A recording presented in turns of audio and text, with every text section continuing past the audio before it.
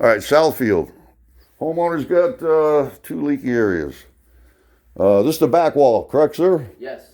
Okay, and homeowner's been here a couple years, and I'm being told that they see water, get water, only on long, heavy rains right here.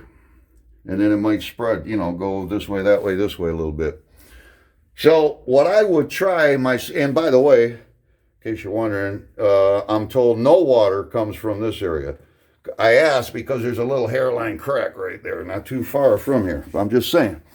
Anyway, so since, the water's just coming up around here, it is possible, and if it was my house, I would snake this sucker and those. That's what I would try first.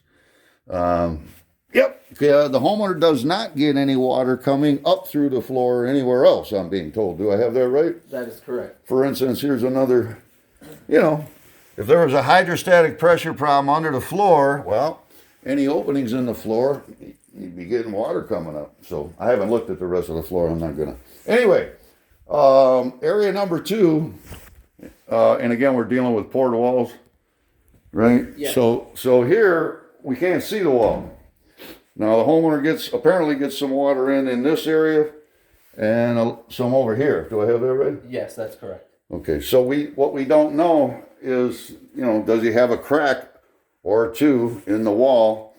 Or is part of his problem over here, just like on the other side, a possible problem with water coming up, a problem with the lateral line, I should say, and a need for a plumber to snake it. We'll find out. He'll find out. The only other thing I could do for him, if he wanted, was run a water test with a hose on the outside of this area, right? And to see if any water comes in. If any water began to come in, then he would have a crack in the wall. Oh, I thought I saw a crack somewhere. Something like that one.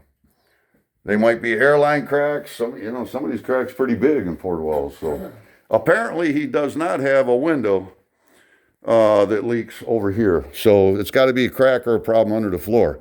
And sir, you did have a couple other companies over? Yeah, I had 2 companies come by. One of them gave me 3 options. One was an exterior drainage system replacement. One was a split exterior and interior. And the exterior of the drain tiles were not going to be at the footer. It was going to be halfway from grade down to footer. And the third option was to have an internal drainage system with a sump pump. And what was the cost? For Oh, okay. So the 3 options, it was around $10,000, $24,000, and $44,000. That's a few bucks though. That's too much. Did they bring up the possibility of a possible blockage under the floor due to and snaking the lateral line over there, those cleanouts? Oh, hell no. Okay. They didn't do that. Did they bring up the possibility it's possible, I don't know, I can't see the wall, that you might have a crack or two in the wall here? Well, yeah, I mean, they brought up the possibility of... Okay, they did bring that up, okay. Yeah. But they weren't happy, even if you did have a crack or two in the wall here, you'd only need to do this small area. You wouldn't need to do the whole wall, and you certainly wouldn't need an inside system. Right, yeah. But yet they gave you an estimate for...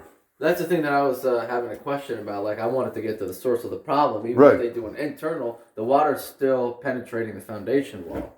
So, I mean, that's still causing the damage there. And we're just catching the water that's coming into the system. Exactly. Just to keep my home dry. I don't want to necessarily just keep my home dry. I want to make sure the structural integrity of the home is still intact. You got it.